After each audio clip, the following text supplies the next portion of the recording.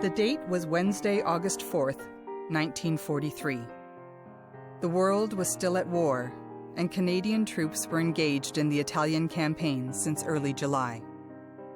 Back home in Ontario, people followed news from the Italian front and anxiously scanned casualty lists in the daily papers.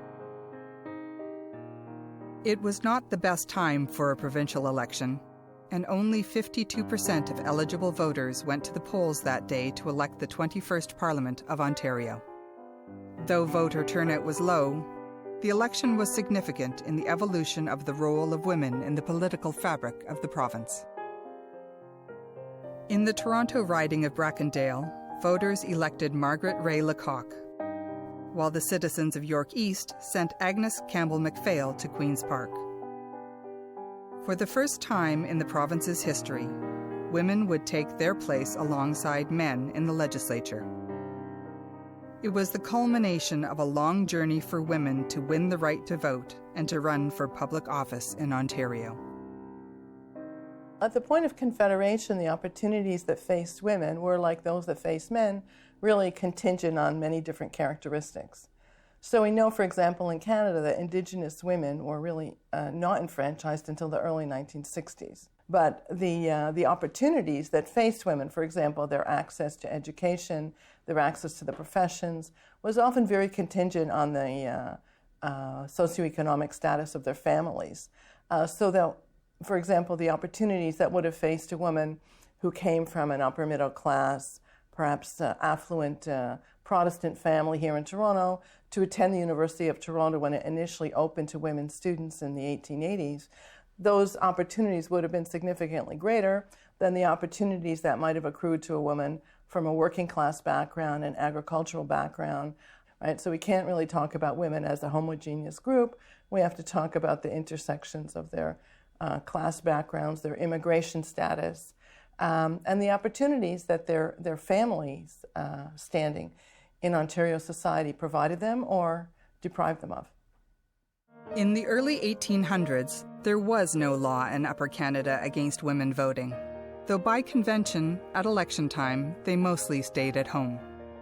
In one instance, 7 women did vote in the 1844 election, causing the Reform candidate in one constituency to lose his seat. To safeguard against it happening again, when the Reform Party regained power in 1849, it passed a motion where it was proclaimed and decreed that no one woman shall have the right to vote at any election. In the 1850s, an African-American abolitionist named Mary Ann Shadd Cary made her way to Canada. There, she founded and edited a newspaper known as the Provincial Freeman. Advocating for the abolition of slavery, for temperance and public education, she also questioned women's role in society. In a front-page article dated August 12, 1854, the Provincial Freeman proclaimed, "Then again, some men foolishly deny to women the right to speak in public, to practice medicine, or to vote." Women were explicitly denied the right to vote when the colonies of Upper and Lower Canada, New Brunswick and Nova Scotia became the Dominion of Canada in 1867. Under the terms of the British North America Act, only male British subjects 21 years of age who owned property had the right to vote and hold office provincially and federally. It was not only women who were excluded. Non-British immigrants and Indigenous persons were also denied the franchise. During the second half of the 19th century, the emergence of industrial societies in Europe and America led to the formation of social movements that found their way to Canada as it, too, entered a period of rapid industrialization. Among these movements, an awareness of gender-based discrimination in virtually all aspects of society was starting to emerge. Determined women then began forming associations to advocate for equal rights, which would eventually lead to improved status and better living standards for all women.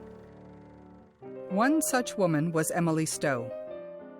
When no Canadian medical school would accept her application because of her gender, she enrolled at the New York Medical College for Women.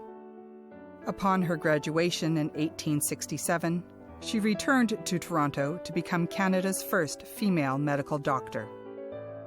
Unhappy with the many restrictions women faced socially and professionally, in 1876 she founded Ontario's first suffragist organization. To avoid provoking controversy, it was known as the Toronto Women's Literary Club. Organizations like the Toronto Women's Literary Club are evocative, really, of a period where women who were committed to their own rights had to effectively keep their preferences somewhat hidden or secret. They didn't call themselves an enfranchisement society or a suffrage association because of a sense that the backlash against their ideas would be so vigorous. So these women met as a literary society in private homes. They met on weekday afternoons, and instead of simply discussing novels or fundraising for the local cultural activities, they talked about how to move their own agenda forward. During the 6 years of its existence, the Literary Club actively educated its members and the public about the many forms of discrimination confronting women. Members of the club were also instrumental in lobbying the Ontario legislature to pass a law in 1882 that permitted unmarried women with property to vote on municipal bylaws. In 1883, the Literary Club was disbanded, and a new organization openly devoted to women's suffrage took its place. Although the ultimate goal of the Toronto Women's Suffrage Association was the franchise, its members also campaigned for better working conditions for women and fought to improve married women's property rights. As a result, in 1884, Ontario granted married women the right to own and manage property without consulting their husbands. That year also saw passage of the Factory Act of 1884, which sought to protect working women and children on the factory floor and to ensure the proper sanitary condition of factories. The Toronto Women's Suffrage Association also persuaded the University of Toronto to accept women students in 1886. It must have been a point of pride for Emily Stowe when her daughter, Augusta, became the first woman to graduate from Victoria Medical College. Like her mother, Dr. Augusta Stowe Gullen would also become devoted to the cause of women's suffrage. When Emily Stowe died in 1903, it was Stowe Gullen who took her mother's place as president of the Dominion Women's Enfranchisement Association. Between 1884 and 1888, over 100 petitions for women's right to vote were presented to town councils and the Ontario legislature. At Queen's Park, the suffragists had a great ally in John Waters, the member for North Middlesex. Beginning in 1885, he diligently introduced bills for women's enfranchisement in each of 9 consecutive years. All were defeated or withdrawn. Anti-suffragists often turned to biblical arguments to deny women the vote.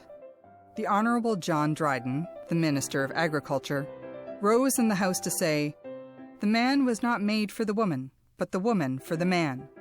Thy desire shall be to thy husband, and he shall rule over thee." Decidedly not biblical, the Bishop of Niagara was quoted in the Globe saying, "Suffragettes are like rats. They should have the hose turned on them." One fear was that giving women the vote would undermine domestic harmony between husband and wife. Many argued if women had the vote, they wouldn't bother using it.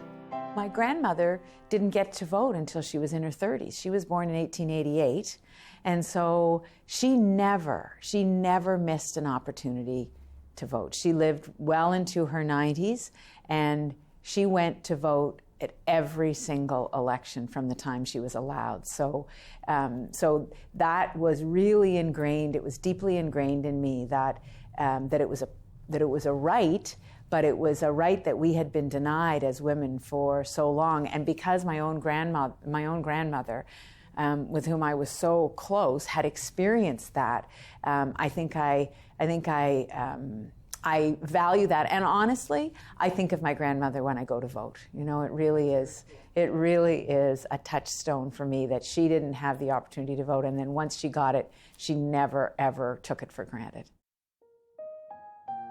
By the end of 1888, the Toronto Women's Suffrage Association decided they needed to raise public awareness and support for the suffrage cause.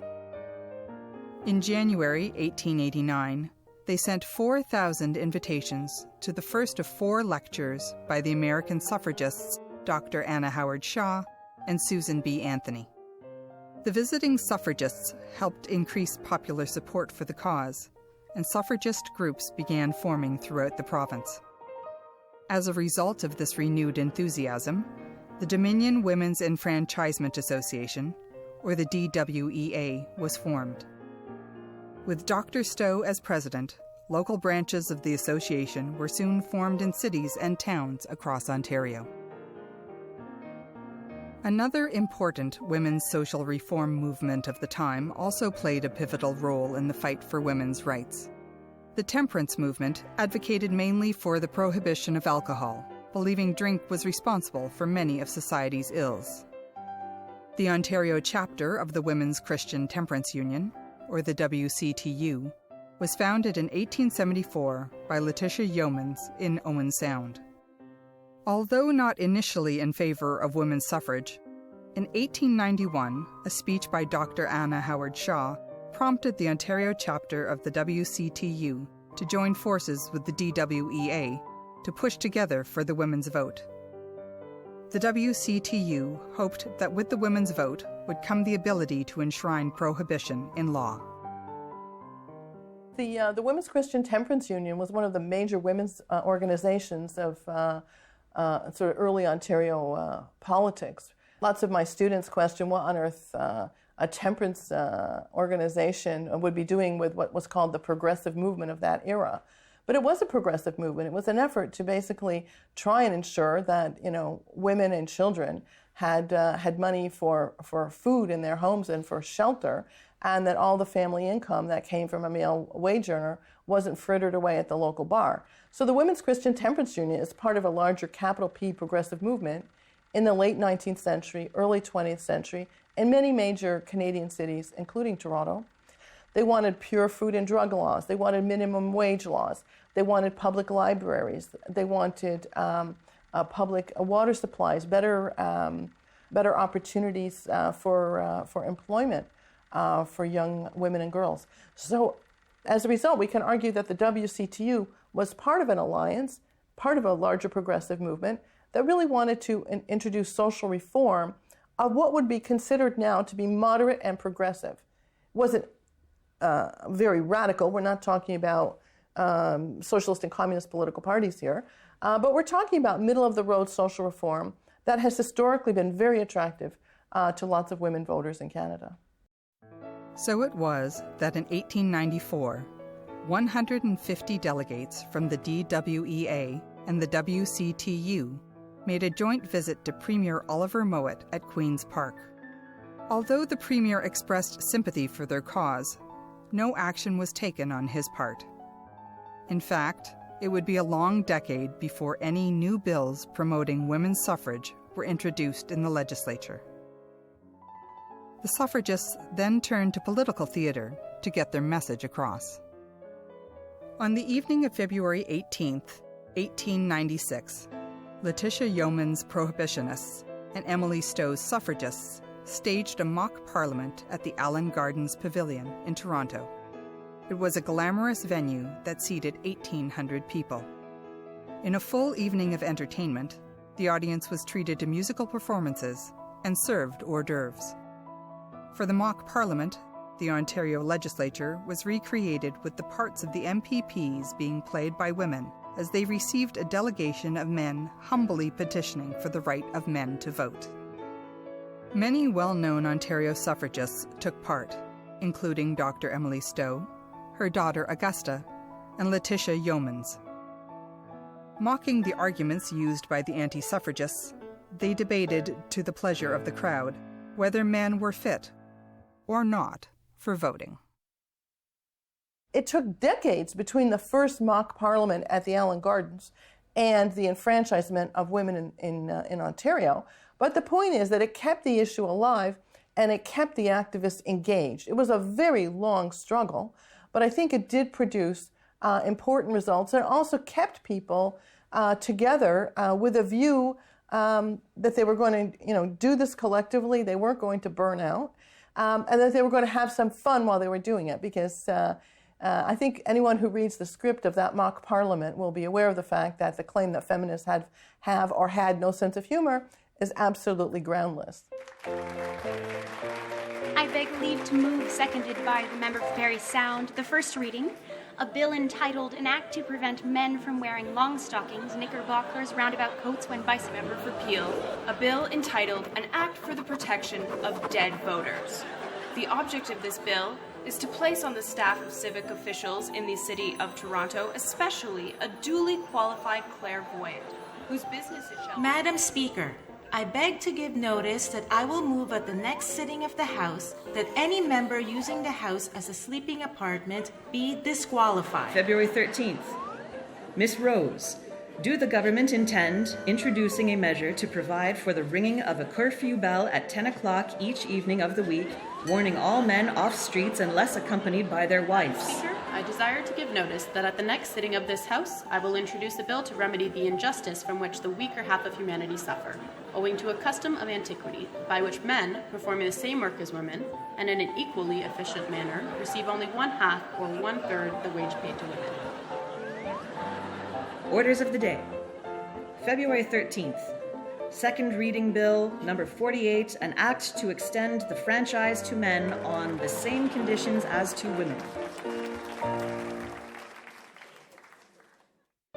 In 1907, 4 years after the death of Emily Stowe, the DWEA changed its name to the Canadian Suffrage Association, or CSA. Dr. Augusta Stowe Gullen continued to serve as president of the association until 1911. Another prominent member of the association was Flora MacDonald Dennison. A successful entrepreneur and writer, Dennison also edited a page devoted to women's issues in the Toronto Sunday World.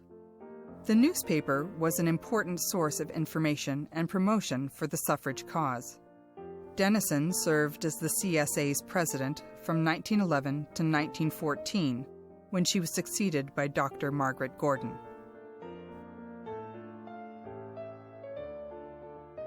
In March of 1909, along with 14 societies representing lawyers, doctors, teachers, labor, and others, the CSA and the WCTU organized a monster delegation to the Ontario legislature. Hundreds of women marched to Queen's Park. There, they presented a petition in support of women's suffrage, signed by over 100,000 citizens. As on other occasions, the women were met with sympathy, but left with no promise of action on the part of Premier James Whitney. He would later express his sentiments by saying, "Women's suffrage is a matter of evolution, and evolution is only a working out of God's laws. For this reason, we must not attempt to hurry it on." The movement soon gathered more momentum when the National Council of Women formally endorsed women's suffrage. The Canadian chapter of the International Council of Women, it was created in 1893 by Lady Aberdeen, the highly respected wife of the then Governor-General of Canada. She was also the president of the International Council of Women when they held their convention in Toronto in June of 1909. For several days that month, slogans such as, "Canada's daughters should be free," "Women are half the people," "Woman, man's equal," and "No sex in citizenship" were chanted in the streets of Toronto. Women had come to Toronto from America and Europe in a show of solidarity.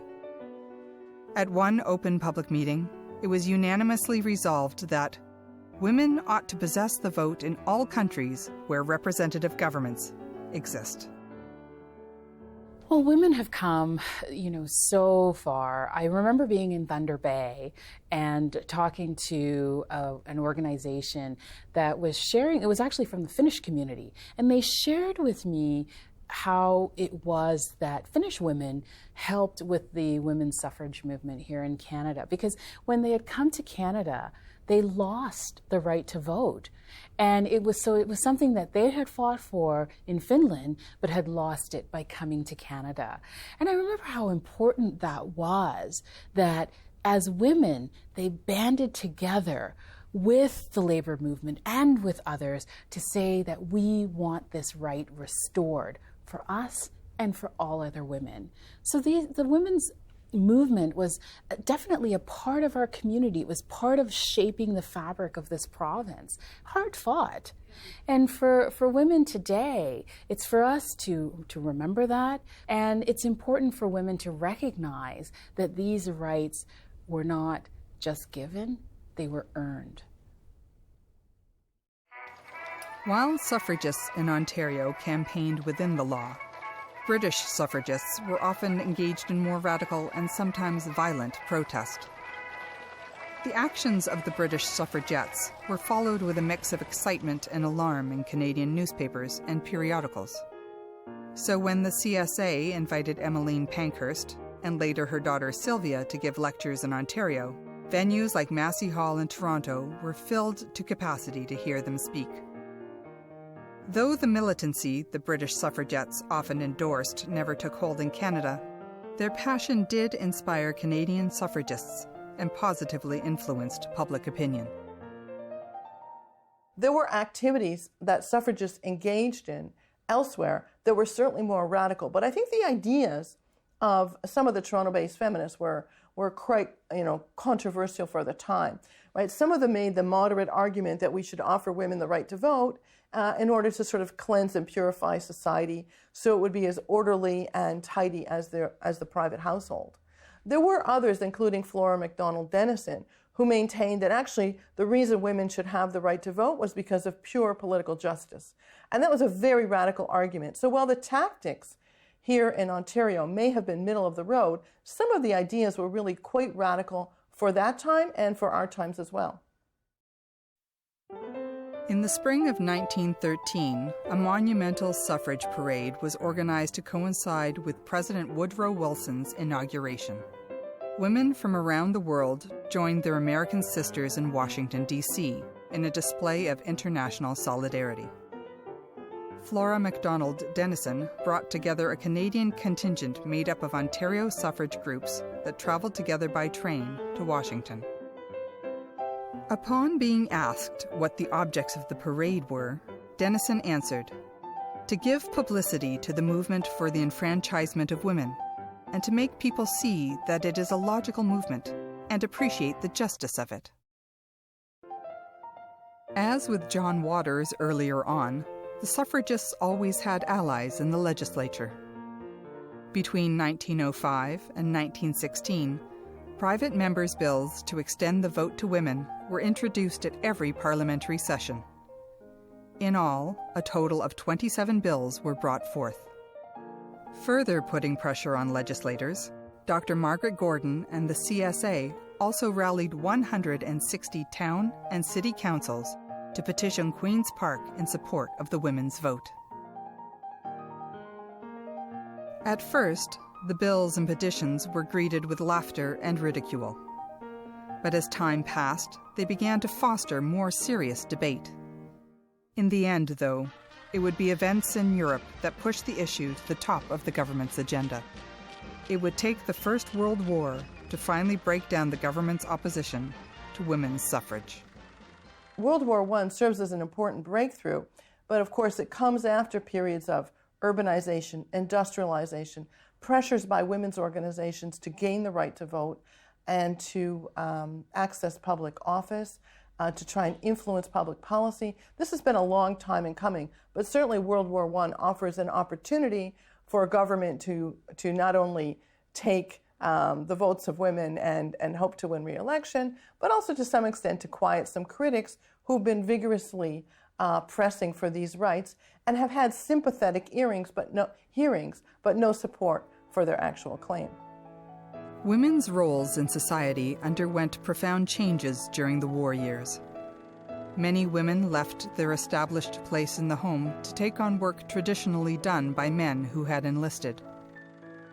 Responding to a patriotic call to arms, women also enlisted in the military, serving as ambulance drivers and nurses at the front lines. By the end of the war, 47 Canadian nurses had lost their lives while on active duty. On the home front, women's efforts at volunteerism and paid labor on farms and in factories were held up as proof women deserved the same rights as men. Then, on the 28th of January in 1916, Manitoba became the first province to extend the franchise to women. It would just be a matter of time before Ontario followed suit. On February 15, 1917, two private members' bills supporting the women's vote were introduced in the Ontario legislature. One of the bills was sponsored by John Wesley Johnson, a member of Premier William Hearst's own government. Upon second reading of the bills on February 27th, Premier Hearst rose to speak in the legislature. Suffragists who had filled the visitors' gallery listened with surprise as Sir William spoke in support of the Johnson Bill.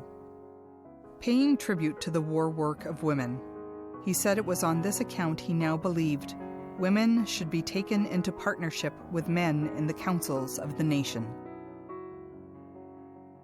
The Ontario Franchise Act and the Ontario Elections Act both received royal assent and became law on the 12th of April, 1917.